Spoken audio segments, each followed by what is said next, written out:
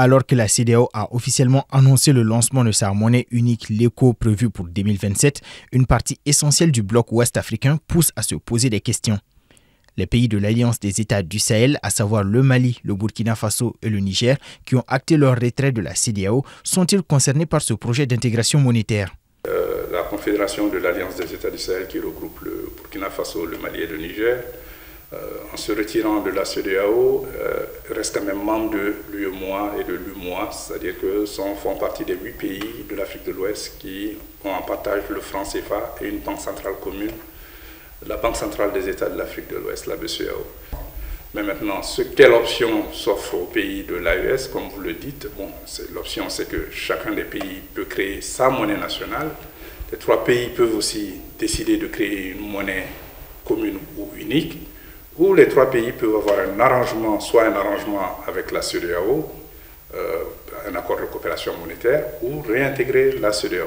C'est depuis Banjul, en Gambie, que le président de la commission de la CEDEAO, Omar Aliou Touré, a confirmé l'annonce. L'ECO se fera avec ceux qui sont prêts, a-t-il déclaré, actant l'abandon des critères de convergence communs.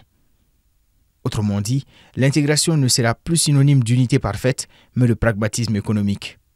M. Touré assure que les États non encore alignés seront accompagnés, mais sans pour autant retarder le processus global. Mais c'est quoi les critères de convergence? 4 critères de convergence avaient été quand même imposés au pays pour pouvoir adhérer à l'ECO. Le premier étant que le déficit budgétaire ne devait pas dépasser 3% du PIB, produit intérieur brut. Et deuxièmement, que l'inflation ne devait pas atteindre 10%.